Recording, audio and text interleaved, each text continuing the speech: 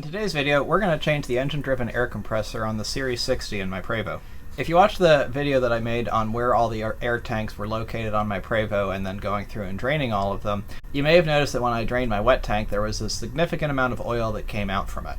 At the time, I noted that my air compressor might be passing oil and that it might need to get replaced, and after having drained the tank a few more times, it seemed like that oil was definitely present within the system, that the air compressor was probably passing oil. I additionally needed to change the governor on this because the governor, which is located on the back of the air compressor and regulates the air pressure, was sticking sometimes, and I was having issues with the bus consistently building air pressure, usually at the first start of the day, and then after that it was fine. So I decided that I was just going to go ahead and change both the governor and the air compressor. I should point out that while it's fairly common to replace the governor when you replace the air compressor, you don't usually replace the air compressor just because you're replacing the governor. The governor is a very inexpensive part. It's very easy to change. It's very lightweight. The air compressor is a lot more expensive. It's a lot larger. But this appears to be the original air compressor. It does seem like it's passing oil, so it seemed like it was time to replace it. This job isn't inherently difficult to do. The biggest part that's going to be a challenge is going to be actually lifting the compressor because it is quite heavy. The other thing that's important to do, and I'll show you in a minute here, is make sure that you have all of your air lines properly labeled before you disconnect them, and also make sure that you have some means of knowing where they go. The way I'm going to address this is I'm going to take colored zip ties and put them on each of these air lines individually, and then I'm going to take a picture with my phone before removing everything so that I know how it came apart when I put it back together. If you get the lines confused and you hook them up incorrectly, then you'll definitely have issues with your air system, so this part's really important. Another thing that's important to note is getting your air compressor in hand before you get started, just because part shortages can be an issue. I decided to order my air compressor from Prevost. It's a genuine Bendix TrueFlow 750 that was overhauled by Bendix, and the pricing was competitive, so that seemed like it made sense to do. However, I am going to have to mail the core back, and given how big and heavy these things are, they are kind of awkward to package and ship. So if you have a local part supply, it might make more sense to check with them as well. I didn't check with my local dealers very thoroughly before starting on this to see if any of them might have a better option. Part of the reason for that is I like ordering things direct from Prevost, and they knew the exact compressor and governor that I needed for this already. However, I am going to have to ship the old compressor back as a core. If I'd bought something locally, it would be a lot easier to just bring it in and put it on the parts counter. So with that, let's get going. So now I've gotten the camera a little bit closer and you can see what we're working with here. On the Prevost, there's a Bendix TrueFlow 750 air compressor. There are different air compressor models out there, and they're sized differently depending on the air demands of the vehicle that they're going on, so it is important that you get the correct air compressor for your application. And then because different air systems are designed differently, they're going to have different requirements as far as how the plumbing goes.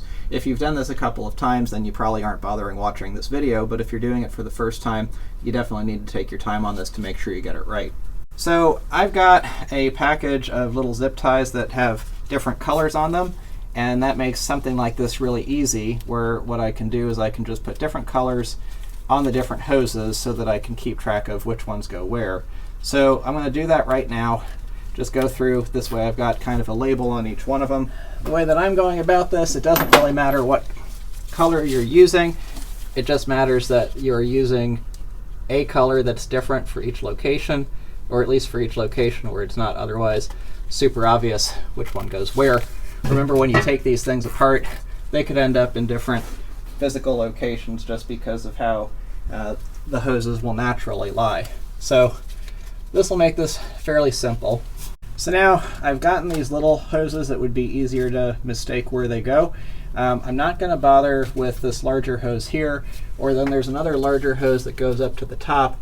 Both of those are going to be really obvious which ones go where. So I'm going to just take a quick picture of this with my phone, and then I'll start disconnecting things. I should probably also point out that on the back of this air compressor, I've got the fuel pump as well. This is the little mechanical fuel pump that feeds lower pressure fuel up to the head, where it then gets turned into high pressure fuel to get squirted into the engine. So this is going to have to go back on the back of the engine, but this will be easier. There's just 3 bolts, 1, 2, 3, and I can take those off, and from there I can just kind of get the fuel pump out of the way while I get the rest of the air compressor taken off. So take a picture, let's start getting this removed.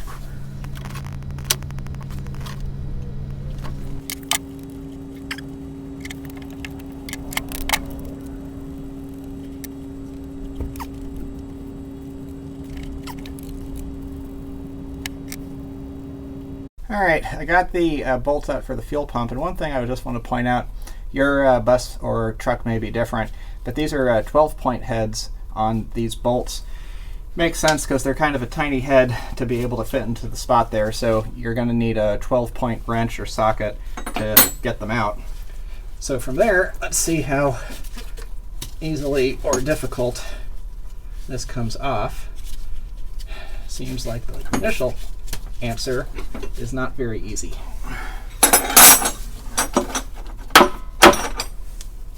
Little tap with the brass hammer, got that loose there. You want to make sure that you're not going to hit something like that with a steel hammer. Brass hammer just has a little bit softer of an impact. And while I've got this off, I can just spin this.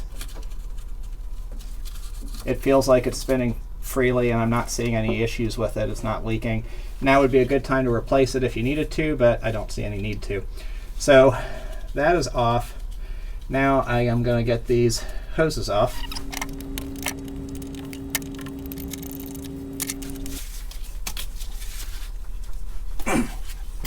Wow.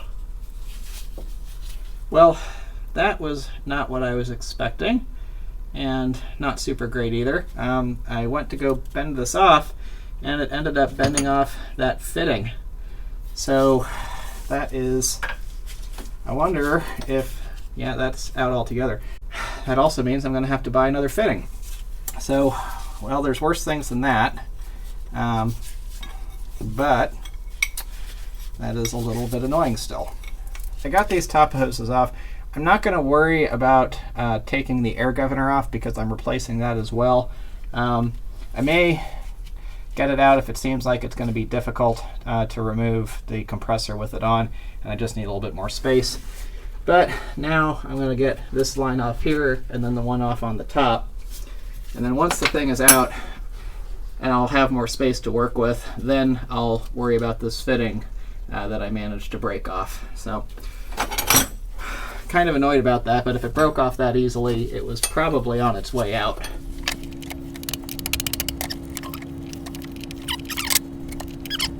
Here's where I point out the thing I forgot to mention at the beginning, which is that you've got coolant hoses top and side here. So these did not want to come off very well at all, and you either have to drain the coolant entirely, which I don't want to do, or you're going to have to plug these somehow to prevent them from leaking, and that is going to be the option that I want to do. So I want to get both of these coolant hoses at least most of the way loose, and then once I do that, I can take them off, get them plugged, and then I should be good to go. But what I'll probably also do then is put a coolant drain bucket underneath this just to minimize spillage.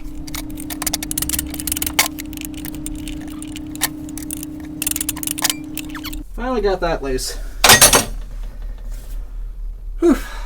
Okay, so now that that's loose, I should probably also make sure that I am prepared with some plugs that will hopefully keep this from dumping all the coolant out of the engine, because while I do plan on flushing it, that was not what I wanted to do today.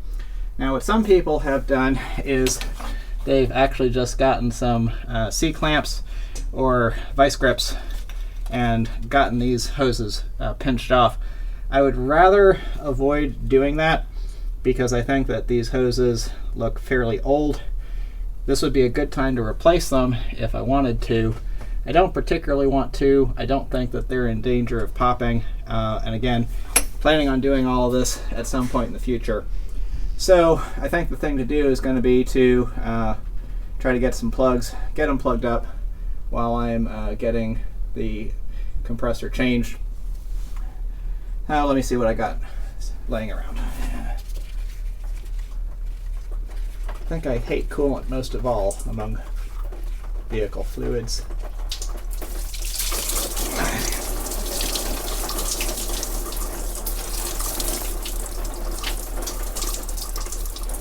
Well, if you're going to copy me on anything, this is probably not the thing to do. Alright, that got that one taken care of. Let's try that one. Ow. Alright, got that one plugged off. Ugh. Yuck. Taste of coolant. And I managed to get that not at all in the pan. Alright, I turned off the camera to hide a little bit of my suffering here, but let me show you where everything's at. So I did remove the air governor off of the back of the compressor. It's only 2 bolts, and I think that that's going to make the next thing I have to do easier. So I got the coolant line off right here. That came off. I've got that capped on the compressor, which I won't need to do for too much longer, but I need to do for now. And I've got to I have it capped off the hose, which I am going to need to continue to do. But this top part is actually the air pressure outlet.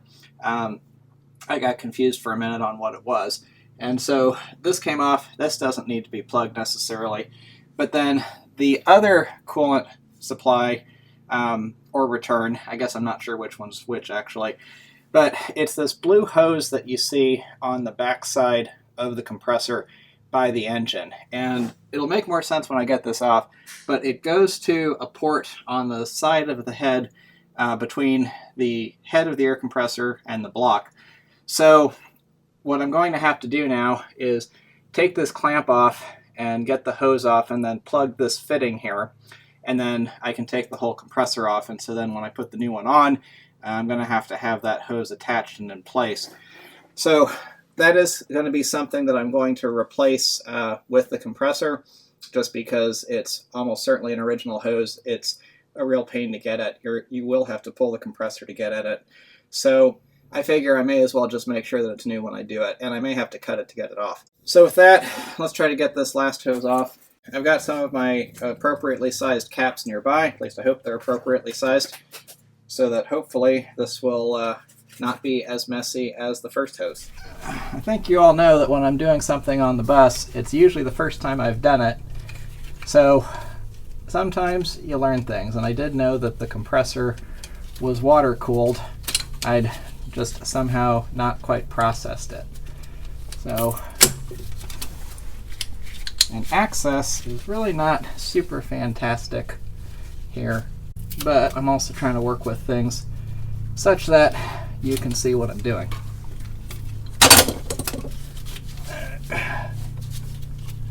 Now that hose doesn't feel in too awful of condition, but let's get a screwdriver and try to pry it off.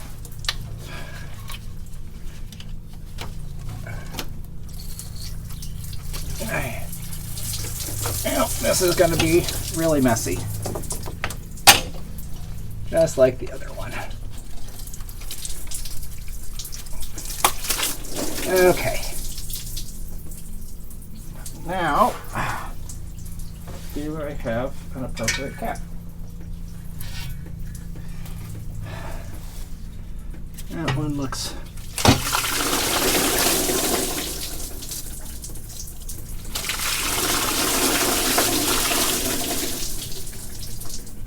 All right. That one is the correct size. However, since it is so messy, I am going to put a zip tie, or since it is very clearly under some kind of pressure, I am going to put a little zip tie on it. Well, I'm going to call that good enough for the moment. At the very least, it'll just regulate it to a small drip while I try to get the compressor the rest of the way off. And then I'll have a little bit more space to work with to try to get a better fitting plug on there or make something else work. Now that I've made a giant mess, I'm going to spread a little bit of kitty litter around, and then I'm going to go ahead and start actually pulling the compressor, thing I was here to do in the first place. Alright, now we got everything off, we're actually ready to remove the compressor, or at least the bolts holding it in place. So there's 6 bolts holding it in, 1, 2, 3, 4 on the other side, 5 on the bottom, and then up here on the top is actually a nut that goes onto a stud. And I'm glad that they have that in there, because with how heavy this thing is, that's going to make fitting it back in a lot easier. So we'll just go ahead and get these off. I'm going to do the one on the top last, just because that's going to make things a lot easier, I think. But I'll start by going through and getting these loose. They're all 15 millimeters, at least on this bus. Okay, so I missed a bunch of video for a couple of reasons. One was technical difficulties, translation as I forgot to get the card emptied on my GoPro as well as the battery charged. And the other reason was that there just really wasn't a good way to record this. So obviously I've got the air compressor off. I just wanted to make a couple of notes here. First one is you've got this wire here, which I'm going to guess that that is the crank speed sensor going down there. And then that's probably the cam speed sensor up on top. And when I got the air compressor out, it pulled the pigtail off down here, or not the pigtail, it pulled the connector off. And this is why I put this little zip tie on here, is that it wasn't making a positive connection on there anymore. So this should help just hold it in place. It looks like that one I can actually get from the bottom fairly simply if necessary, but easier to do now. You can see I have to get the gasket the rest of the way off. I've been going around with a razor blade and I've gotten most of it, but it did not come off easily, so I do have to finish that up. But while you can see inside the gear train, it's always a good idea to just take a look, make sure everything looks good, which it does. But the other thing I want to point out here is that if you take a look at this boss here, this is one of the bolts for the air compressor. It does have 6 bolts the whole way around, and all 6 of them are used. These back 2 are a real pain to get at, and this bottom one is an Allen key, which is probably a good thing. But this top one on the inside, this is a short bolt, and I can kind of just show you among my mess here.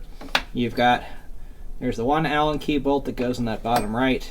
Then you've got 3 equal length bolts that go in 3 other slots, the nut on the top, and then you got this shorter one, and that shorter one goes in that top one on the inside. And if you try to mess that up, a long bolt, as you can see, would hit that gear, and that would not work at all. That would make for a very bad day.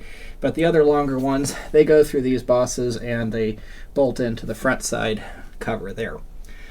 So let me show you now here the air compressor. So here's the old air compressor, and I guess not necessarily a whole lot to note. Obviously it's dirty, and don't pay attention to some of this gunk on it that just got on it getting it out. But it's got very little resistance. And when I looked at the top, at the outlet, you can't really see here now because I've taken the fitting out, but there was definitely oil that was getting passed through. So this air compressor almost certainly was original, did need to get changed. So I've taken all of the fittings off, and I'll show you on the new one what that looks like.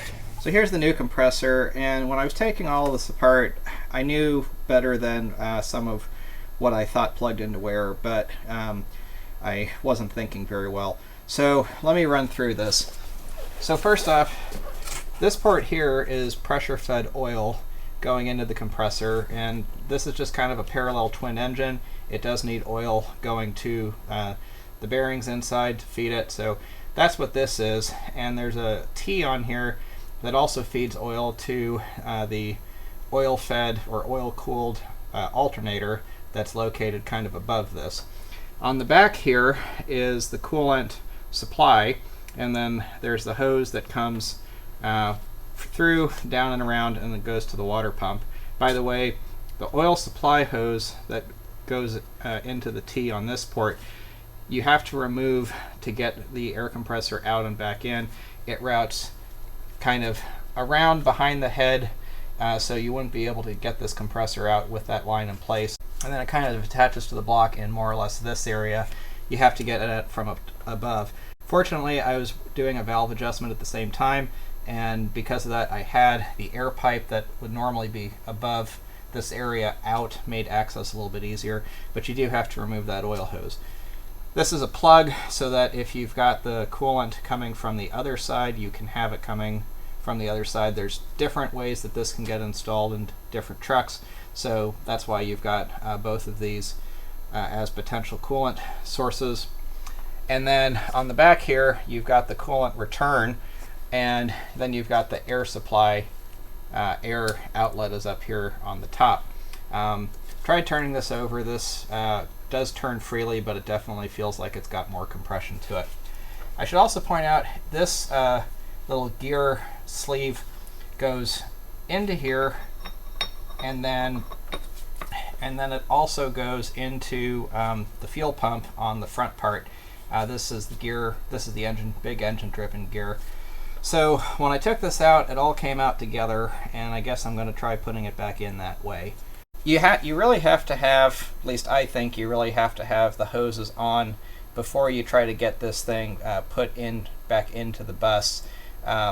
Getting access behind here just is really bad, and I don't think I want to try it.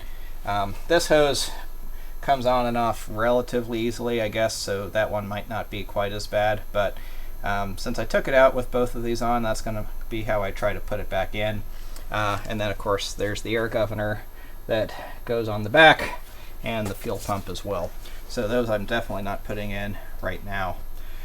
So I'm going to go finish getting the gasket off, and then I'm going to go ahead and I guess put this thing in. This will not be fun. Alright, the air compressor's in, and I realize there's a whole lot of then a miracle occurs kind of things, because I wasn't able to really video any of it. There just wasn't a good place to put the camera. So I'm going to give you a few tips here and run through what I think I could have done better.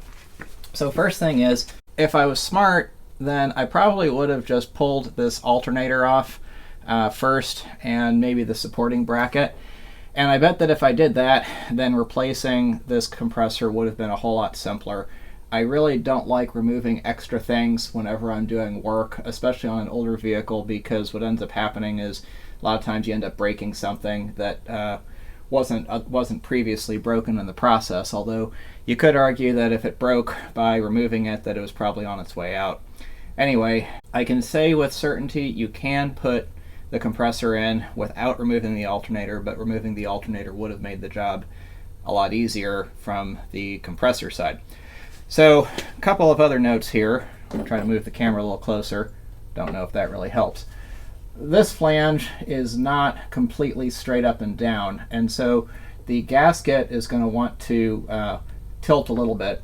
So the way that I handled that was just with a little bit of just a small smidge of silicone around the inside of it. That helped it to stick to the flange where it needed to be. Then it was basically just a matter of muscling the compressor in. I did have both the air hose and the coolant return hose plugged in on the backside, so all of that was in and ready to go. That made maneuvering it a little bit harder, but was otherwise doable. The crank position sensor down there, that was not really a good idea to try to leave it plugged in. What ended up happening was that wire kind of got crunched in between the flange here and the engine, so I had to get it disconnected, pulled back up and out of the way. So leave that out of the way when you're doing it, and really just disconnect it before you remove the compressor in the first place. It's not bad to then snake right back down there.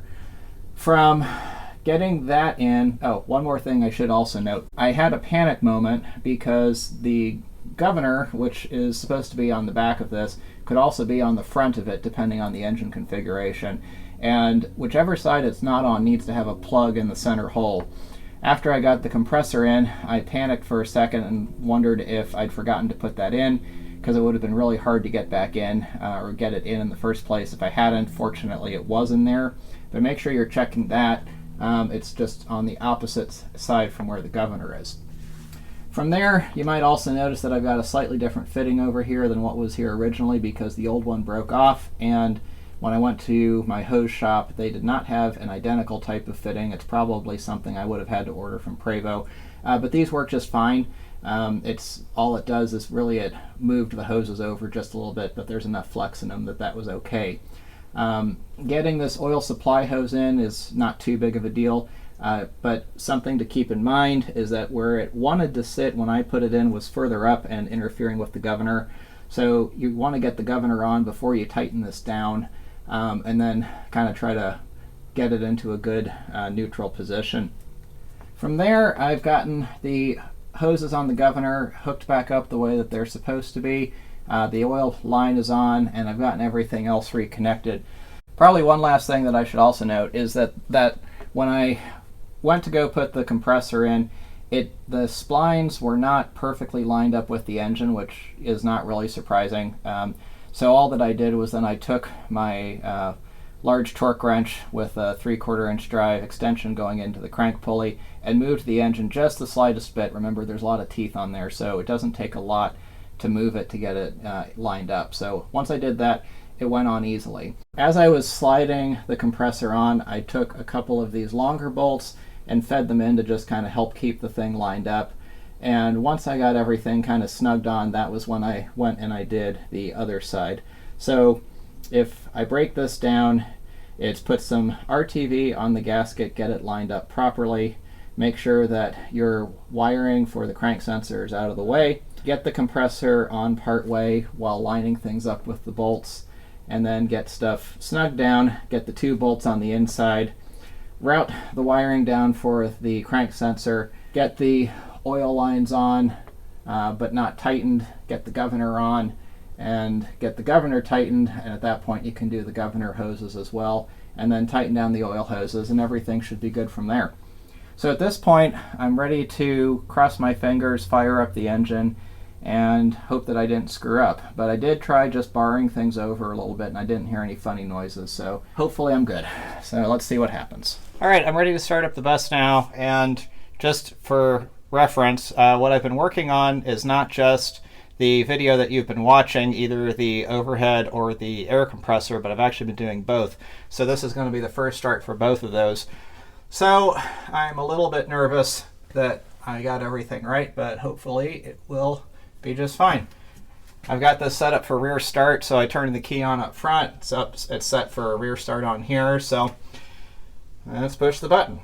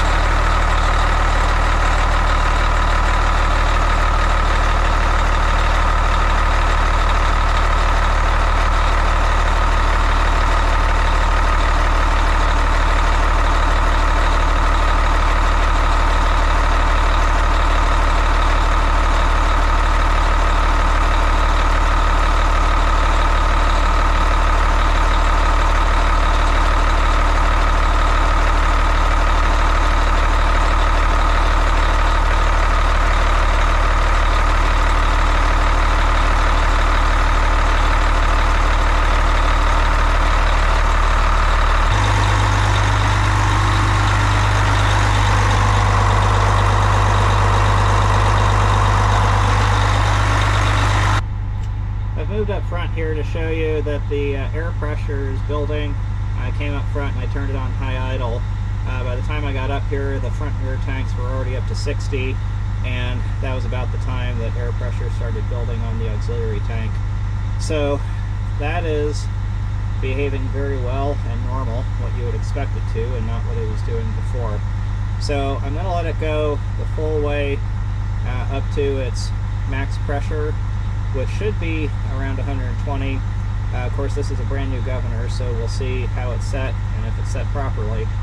And once it's done that, I'll shut it down, go get washed up, and then I'll pull the bus outside and go take it for a test drive. It's been several months since I changed the air compressor on my Prevost, and I can say with confidence that it definitely needed to be done. Not only was it passing oil, which is something that's no longer coming out of the wet tank anymore, but it also is definitely building air pressure faster and more consistently than it did previously. The job itself isn't too terrible to do, but the compressor itself is very heavy, and it was about at the limit of my strength to be able to both remove the old one and then put the new one back in. One thought I'd had was that if you took a couple of bolts that had the heads cut off of them so that they could be used as guide bolts, that would probably help with both installation of the new compressor and then also help with keeping the gasket lined up properly.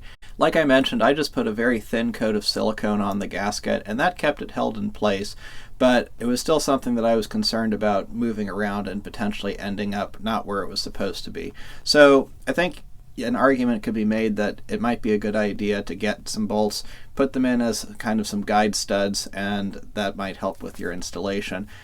There's already the stud on the top, but if you did that on the bottom as well, I think that would probably help a lot. One of the things that I thought I was going to correct with the new air compressor was a symptom my bus has where if it airs up from 0 psi at low idle and sometimes at high idle as well, it'll feel like it gets stuck at right around 90 or 75 to 90 psi, and then it won't go above that mark. Then if I get to a higher RPM, it will then jump above and it will be fine. This was something that definitely has improved with the new compressor, but it's not gone away entirely. And something that I've noticed is that it seems like there's a fitting, actually pretty much right underneath where I'm sitting, that seems like it's leaking until it hits that about 100 psi point, and then it seals properly. So I think that I was observing that issue before. It was exacerbated by the fact that the old compressor was definitely not flowing as much air as the new compressor is, but I've got some more investigation to do here. I'll cover that in a different video. So thanks for watching this video. I hope that you found it interesting and useful. Leave any questions down below in the comments, and as always, thanks for watching.